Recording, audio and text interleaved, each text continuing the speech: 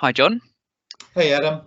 I just want to introduce first this new series that Osborne Clarke is running, discussing some key legal and commercial considerations for clients that are looking at the growing repurposing retail market.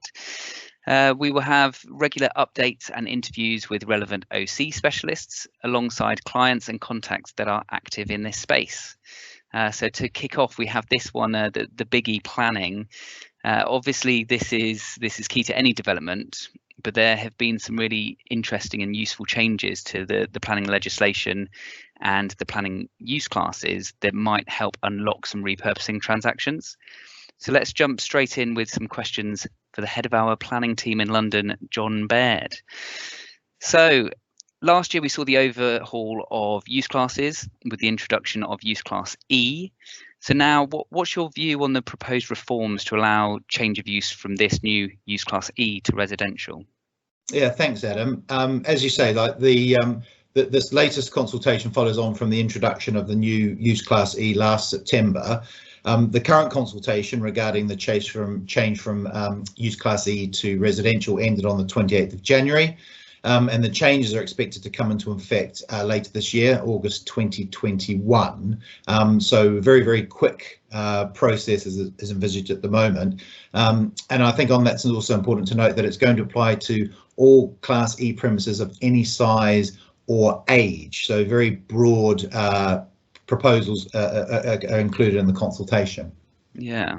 So what do you think the key local authority and community considerations will be when repurposing retail from both a developer and the local authority perspective? Yeah, sure, Adam. So I think one of the big things to look at is how that right will potentially come forward. So any permitted development application would be subject to 7 prior approval criteria. These will be flooding, transport, contamination, impacts of noise on residents, making sure there's adequate natural light, fire safety, and the impact on residents nearby, heavy industrial waste usage. They'd also have to meet any nationally prescribed space standards, and also in conservation areas there are some additional requirements as well. For me, one of the big issues is that local authorities can issue what's called Article 4 directions, which restrict the use of permitted development rights in local areas. But what I find, what's really interesting is a lot of the existing Article 4 directions are unlikely to have legal force under the proposed Class E conversion, depending on the wording of the individual directions, because obviously use Class E is a new it's only been in effect since September of last year, and Article 4 directions have to be defined very, very particularly to have effect. So, for example, those Article 4 directions referring to use Class A1, which shops, and B1A offices, may likely fall by the wayside. There's also another interesting timing issue, is that to avoid any liability and other compensation, most local authorities have to give a year's notice before the new Direction 4 comes into effect. And if you think of where we are now, the proposed effects coming in on August 2021, this timing doesn't quite work with with the liability. So there's a potential for a free-for-all, if you like, within that period. So it's a real issue for local authorities, and it'll be interesting to see how the consultation tries to deal with that.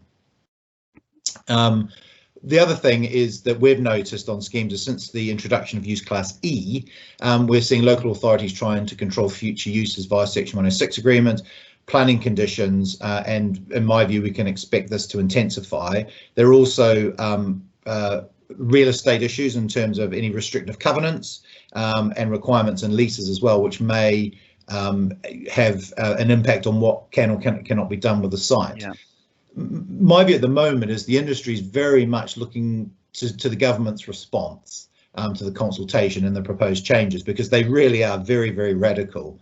If it's enacted as currently drafted, my view, there's no doubt that it will accelerate the loss of retail. And in particular, for me, I think edge of city centre sites will be the first to go, and talking about nurseries, doctors' surgeries, day centres, those kind of smaller type developments that are easier to pick off, if you like, for permitted development rights. Yeah, that is really interesting and a little concerning, thinking about my local area. Yeah, absolutely. The law of unintended consequences yeah, absolutely. of what's being proposed. Yeah, I suppose on that practical side, we're seeing a lot about the death of the high street, local banks, pubs, post offices, independent retailers, and they are going out of business, and the communities can sometimes attribute this to developers pushing them out in order to make more money. So I suppose, how can developers combat this perception to include the community in decision making and providing useful services that will both support the local preferences, maintain a sense of community itself, but whilst also adding value to the development? Yes, well, I think for me there are two key points. One obviously is consultation, and the lead up to any application being submitted, which obviously is slightly different from the in the permitted development world, but I'm talking of a general planning application now.